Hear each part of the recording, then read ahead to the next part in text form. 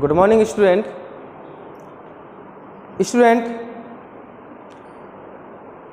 पिछले वीडियो में हम लोगों ने डिस्कस किया था chapter number 4 linear equation in two variables. Student, इस वीडियो में डिस्कस करेंगे chapter number 6 lines and angles. Student, आपके सिलेबस से चैप्टर नंबर 5 को रिड्यूस कर दिया गया है, इसलिए chapter number 5 introduction of Euclid's geometry को हम स्टडी नहीं करेंगे। इस चैप्टर में लाइन्स एंड एंगल के बारे में डिस्कस करेंगे। स्टूडेंट, लाइन्स क्या होती हैं और एंगल्स क्या होते हैं। सबसे पहले तो मैं बात करता हूँ लाइन्स की कि लाइन्स, व्हाट इज लाइन्स। ठीक है, लाइन क्या होती हैं। देखिएगा, लाइन नो एंड्स पॉइंट, ये लाइन है ना जिसका कोई एंड पॉइंट नहीं होता है, वही तो लाइन है। A line is always straight, point लिख सकते हैं हम इसमें, ये लाइन है ना तो इसकी पॉइंट, इसकी जो डेफिनेशन उसको लिख सकते हैं, a line is always straight.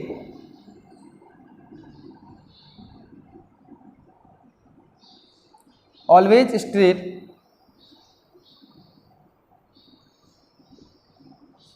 और जो लाइन होती है उसकी कोई थिकनेस नहीं होती है। थिकनेस मीन्स चौड़ाई, चौड़ाई तो नहीं होती कोई लाइन्स की, तो क्या लिखेंगे, has no thickness. Second point में हैज नो थिकनेस, और इसका कोई एंड पॉइंट भी नहीं होता है, हैज नो एंड पॉइंट्स, या कहते हैं has no ends, no end. और इसके साथ साथ इसको हम दोनों साइड एक्सटेंड कर सकते हैं ना, एक्सटेंड इन बोथ साइड या both direction, extend in both direction. Clear student, ये लाइन होती है, ये लाइन का डायग्राम है, ये लाइन है ना, इसका कोई एंड पॉइंट नहीं होता है। No end point, is always straight, straight होती है।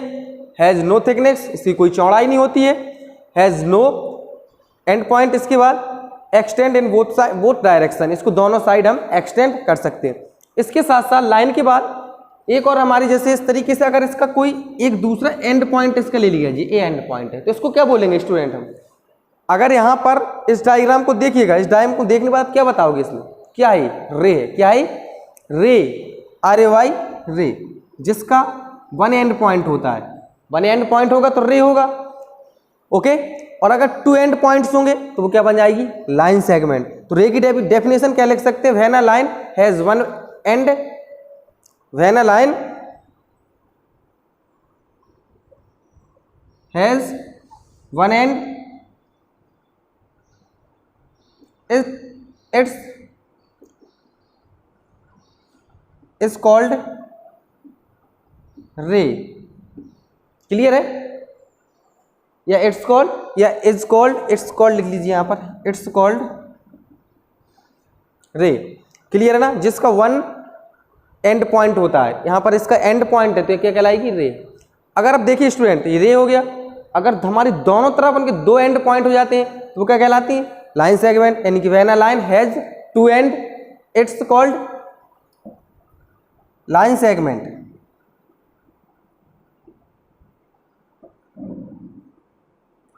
लाइन सेगमेंट क्या होगी स्टूडेंट, देखिए एग्जांपल, ये इसका लाइन दोनों दो एंड्स पॉइंट हो गए तो लिख सकते हैं व्हेन अ लाइन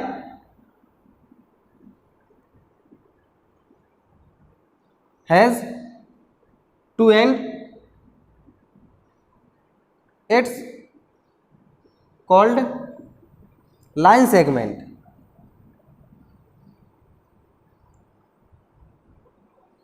क्लियर है student.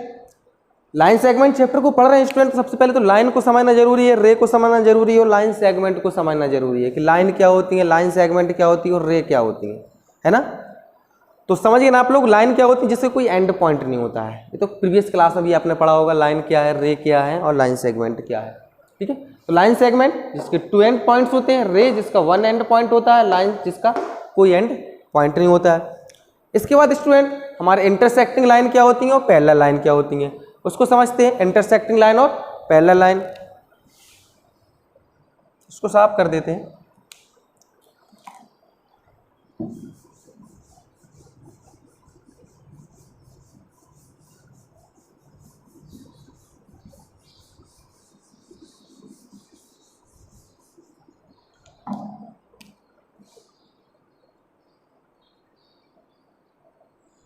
Intersecting line, parallel line,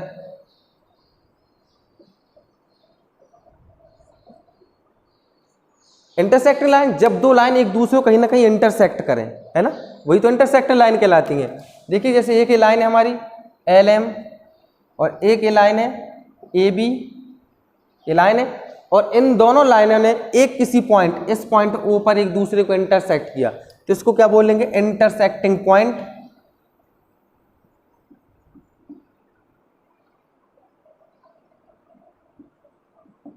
intersecting SECTING, intersecting point. और ये दो लाइन होंगी एक दूसरे को इंटरसेक्ट कर रही, तो क्या कहेंगे, इंटरसेक्टिंग लाइन। नेक्स्ट है पैरेलल लाइन। पैरेलल लाइन का मतलब जो लाइन एक दूसरे को कहीं पर भी टच ना करें, कहीं पर एक दूसरे से मिले ना, वो पैरेलल लाइन कहलाती। जैसे एक लाइन ए है और एक लाइन ए है, तो जो लाइन ए बी है और ये लाइन सी डी पर पैरेलल होगी, A B line C D के पैरेलल होगी, लिख सकते हैं A B parallel to C D. ये पैरेलल का साइन होता है स्टूडेंट, पैरेलल का साइन है, तो A B parallel to C D, यानी कि जो ए बी लाइन है सी डी लाइन को कहीं पर भी कितना भी इसको एक्सटेंड करते जाए, ये लाइन एक दूसरे को कहीं पर इंटरसेक्ट नहीं करेंगे, एक दूसरे को नहीं काटेंगी, तो वो कहलाती है हमारी parallel line. Okay, intersecting line क्या होती है, पैरेलल लाइन क्या होती है। इसके बाद स्टूडेंट एंगल क्या होते हैं हमारे, एंगल व्हेन टू रेस, जो हमारे टू रेस हैं, जब when two rays originate one point, मतलब जो रेस, दो रेस हैं वो कहीं ना कहीं से एक जगह से ओरिजिनेट हों, एक जगह से निकलें, वो कहलाते हैं एंगल्स। एंगल्स में हमारे टू आर्म्स होंगी, वर्टेक्सेस होगा, ओके, वो एंगल्स कहलाते हैं। क्लियर है इंटरसेक्टिंग और पैरेलल लाइन क्या होती हैं। हमें इसका जो फर्स्ट पार्ट है, यानी कि कहीं ना कहीं से इंट्रोडक्शन पार्ट को ही समझना जरूरी है। इसका इंट्रोडक्शन ही है स्टूडेंट, सब चीज़ें इंट्रोडक्शन में ही आती हैं, डेफिनेशन बहुत जरूरी है समझनी। देख लेते हैं एंगल क्या होते हैं। Angle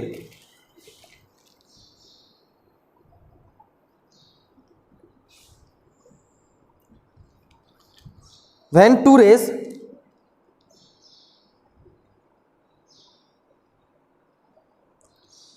are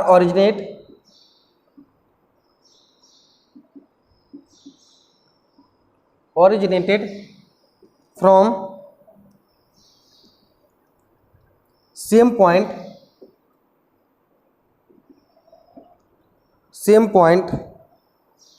as angle is formed, as angle is formed।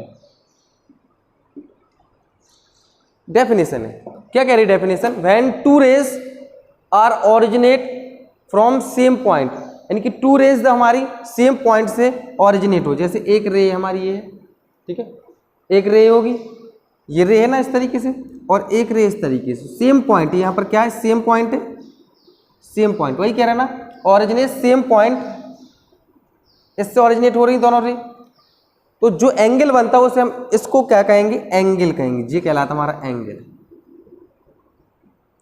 Clear. अब इसमें टू आर्म्स होती हैं, ये क्या है हमारी आर्म है, आर्म क्या होंगी, टू आर्म होंगी, वन वर्टेक्स एक्स होगा, ये वर्टेक्स है ना, ये वर्टेक्स है यहाँ पर स्टूडेंट। ओके, नेक्स्ट है जो एंगल्स होंगे हमारे, corner the corner of is called vertex, जो कॉर्नर होते हैं उसको वर्टेक्सेस कहते हैं। क्या कहते हैं, जो कॉर्नर है हमारे, ये कॉर्नर है, इसको वर्टेक्सेस कहेंगे, ठीक है जी, पॉइंट ये कॉर्नर वर्टेक्सेस कहलाएंगे हमारे। नेक्स्ट स्टूडेंट, इसके बाद एंगल्स के बाद कुछ हमारे एंगल्स होते हैं, एक्यूट एंगल क्या होते हैं, राइट एंगल क्या होते हैं, ऑब्ट्यूस एंगल क्या होते हैं, स्ट्रेट एंगल क्या होते हैं, और रिफ्लेक्स एंगल क्या होते हैं। इन सब चीज़ों के बारे में जानना जरूरी है। एंगल समझ गए ना, एंगल क्या होते हैं, जिसमें आर्म होती हैं और वर्टेक्सेस होते हैं, ठीक है। वर्टेक्सेस किसे कहते हैं, द कॉर्नर पॉइंट, लिख सकते हैं इसकी डेफिनेशन भी, वर्टेक्सेस की और आर्म की भी। The corner point the corner point is called vertex. ये वर्टेक्स की डेफिनेशन है। और बोल सकते हैं द रे making an angle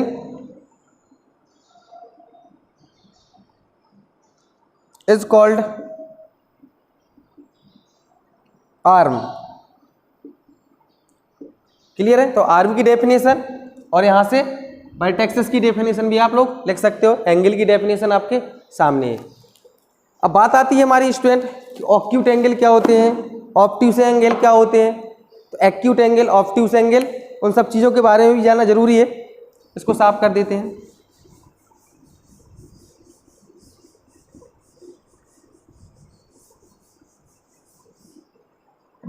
acute angle number first जैसे आता है, acute angle, second right angle, third obtuse angle,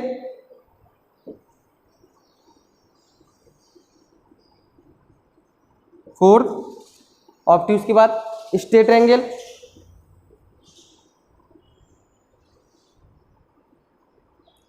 fifth reflex angle.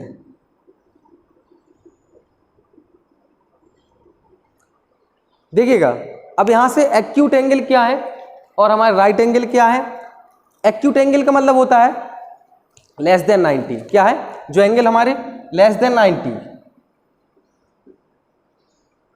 90 से कम होंगे वो हमारे एक्यूट एंगल कहलाएंगे। और उनका डायग्राम कुछ इस तरीके से बनेगा स्टूडेंट। ये है ये एंगल, दिख रहे हो आप? तो ये हमारे एंगल क्या कहलाएगा? लेस देन 90 है तो ये कहलाएगा हमारा एक्यूट एंगल। सेकंड है राइट एंगल। राइट एंगल क्या होते हैं? जो 90 डिग्री होते हैं वो राइट एंगल कहलाते हैं। ओके, तो राइट एंगल कुछ इस तरीके से बनते हैं। ये राइट एंगल है ना। नेक्स्ट है obtuse angle. Obtuse angle more than 90 क्या होंगे? मोर देन 90 होंगे obtuse angle. More than 90, less than 180। More than 90, less than 180। 180 से छोटे होंगे और 90 से बड़े होंगे। तो उनका डायग्राम कुछ इस तरीके से बन जाएगा स्टूडेंट। ये हमारा क्या बन जाएगा? Obtuse angle. स्ट्रेट एंगल क्या होते हैं? जो हमारे क्या होते हैं? 180 के होते हैं। स्ट्रेट एंगल क्या होते हैं? 180 के। देखिएगा ये स्ट्रेट एंगल है हमारे, है ना। यही तो स्ट्रेट एंगल होंगे। ये वाला एंगल अगर इधर देखा जाए तो जो एंगल हमारे इस तरीके से आएगा और इस तरीके से, ये एंगल कहलाएगा हमारा 180 का। नेक्स्ट है रिफ्लेक्स एंगल। रिफ्लेक्स एंगल क्या होते हैं? 180 से बड़े होते हैं और 360 से छोटे होते हैं। More than 180, less than 360 reflex angle. More than 180 and less than 360। अब इसका डायग्राम देखिए स्टूडेंट, जैसे ये बना हुआ है। अब यहां से देखिएगा, अब आप लोग इसको डायग्राम को देखिएगा, क्या बताइए इसमें रिफ्लेक्स एंगल कौन सा है हमारा। अगर हम इधर देखें तो ये तो हमारा क्या बन रहा है? तो हमारा इस तरीके से डायग्राम बन गया। तो ये तो हमारा एक्यूट एंगल बन गया ना, एक्यूट एंगल। हम रिफ्लेक्स एंगल की बात कर रहे हैं तो इस तरीके एंगल में दोनों एंगल बन जाते हैं हमारे, एक्यूट एंगल भी और हमारा रिफ्लेक्स एंगल। अगर हम इसको इस तरीके से देखें, यहां से यहां तक आएगा। अगर यहां से जी यहां तक आ रहा है, ठीक है, अगर यहां से स्टार्ट हो रहा है और यहां तक आ रहा है एंगल, तब ये कहलाएगा हमारा रिफ्लेक्स एंगल। Reflex angle. और अगर यहां एंगल बन रहा है तो कहलाएगा acute angle. Clear?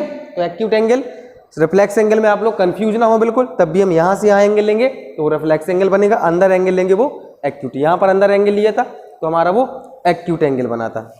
Clear student? इसके बाद हमें समझना है कि जो एंगल्स होते हैं उसमें कोलिनियर पॉइंट क्या होते हैं और नॉन कोलिनियर पॉइंट। या एंगल में कहें या हम कोलिनियर और नॉन कोलिनियर पॉइंट की बात भी कर लें। कोलिनियर क्या होते हैं और नॉन कोलिनियर पॉइंट क्या होते हैं। तो अभी आप लोगों के एंगल क्लियर है, एंगल की डेफिनेशन क्लियर है, एंगल होते क्या है, ओके, वर्टेक्सेस क्या है, आर्म क्या है, एक्यूट एंगल क्या है, राइट एंगल क्या है, obtuse angle, straight angle, reflex angle. इसमें कोई कंफ्यूजन नहीं होनी चाहिए स्टूडेंट आप लोगों को, ठीक है। अगर आपके इंट्रोडक्शन पार्ट में अगर कंफ्यूजन रहोगी तो आप आगे सॉल्व नहीं कर पाएंगे क्वेश्चन, क्योंकि जो हमारा इंट्रोडक्शन पार्ट होता है ना, सबसे इंपॉर्टेंट पार्ट होता है स्टूडेंट, क्योंकि इंट्रोडक्शन में सारी थ्योरी को हमें समझना पड़ता है। अगर एक बार थ्योरी को या कॉन्सेप्ट को अच्छे से क्लियर कर लिया है, बाकी क्वेश्चन लगाना बहुत ही सिंपल रहते हैं स्टूडेंट। क्लियर? तो आप आसानी से क्वेश्चन को तो सॉल्व कर सकते हो, बट यहाँ पर आप लोगों को इस पर बहुत अच्छे से फोकस करना और इसके इंट्रोडक्शन पार्ट को समझना है। देख लेते हैं collinear and non collinear point.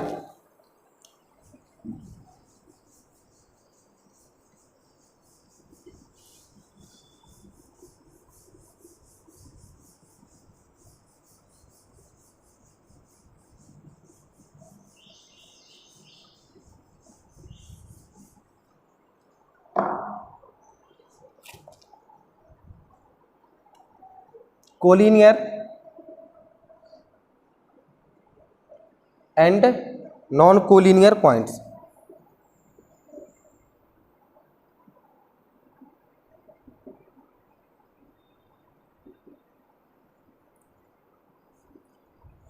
Definition देख लेते स्टूडेंट। इफ थ्री और मोर पॉइंट्स, थ्री और more point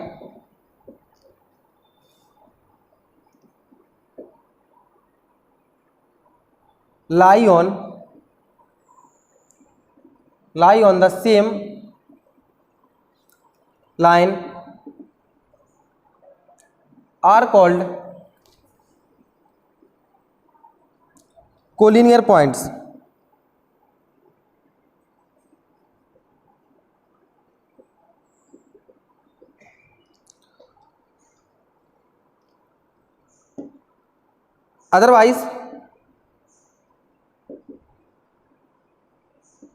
otherwise they are called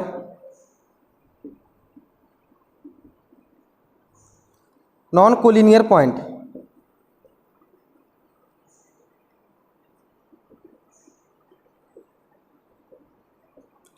देखिए स्टूडेंट, डेफिनेशन क्या कहती है हमारी।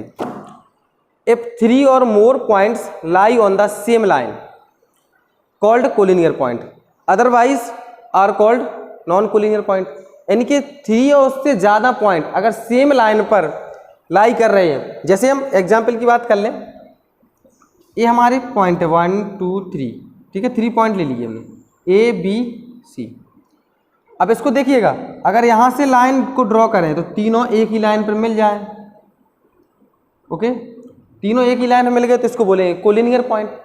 और हमारे 3 पॉइंट इस तरीके से P Q R, P Q R, ये भी 3 पॉइंट है। तो यहाँ से देखिएगा, ये तो सेम लाइन पर नहीं मिल रहा, यहाँ गए, इसके बाद यहाँ जाना पड़ेगा, तो सेम लाइन पर नहीं मिल रहा, एक ही लाइन पर नहीं मिल रहे, तो ये क्या कहलाएंगे?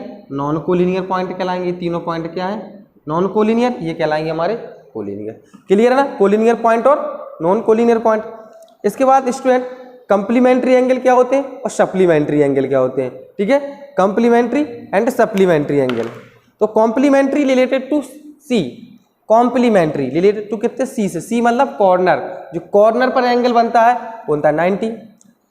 तो दो एंगल का सम होता है, 2 एंगल्स का सम होगा वो 90 होगा, वो कहलाएगा complementary. Supplementary related to S, S है ना, एस मीन्स स्टेट, यानी कि ऐसे एंगल 2 एंगल्स का सम 180 हो, वो कहलाते हैं हमारे सप्लीमेंट्री एंगल। तो कॉम्प्लीमेंट्री और सप्लीमेंट्री एंगल भी क्लियर होंगे। इसके बाद स्टूडेंट वर्टिकल अपोजिट एंगल क्या होते हैं और एडजेसेंट एंगल क्या होते हैं। एडजेसेंट एंगल मतलब जो जिसमें कम से कम एक कॉमन वर्टेक्सेस हो, एक कॉमन आर्म हो, वो कहलाते हैं एडजेसेंट एंगल। ठीक है, देख लेते हैं complementary angle, supplementary angle.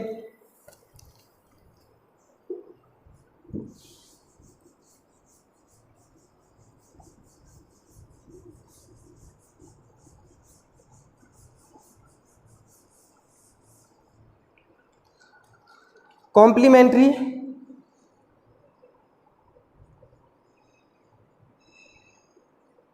Angle,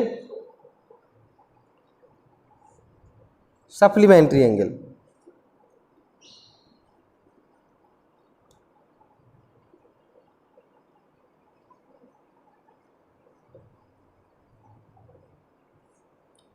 complementary angle की डेफिनेशन क्या लिखेंगे? When the sum of 2 angles is equal to 90, when the sum of when the sum of two angles is 90 is equal to 90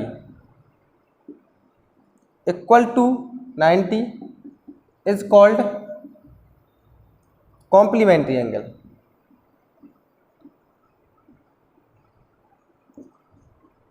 देखिएगा, to angle का सम अगर 90 होता है तो क्या कहलाएंगे हमारे कॉम्प्लीमेंट्री एंगल। सपोज हम एक कोई एंगल ले लें 60 का, एक कोई एंगल ले लें 30 का, तो हो जाएगा 90। 60 + 30 टू एंगल का सम हो गया 90। इसमें लिख सकते हैं when sum of two angles, या when sum of two angles is equal to, when sum of two angle is equal to 180, they are called supplementary angle. They are called supplementary angle.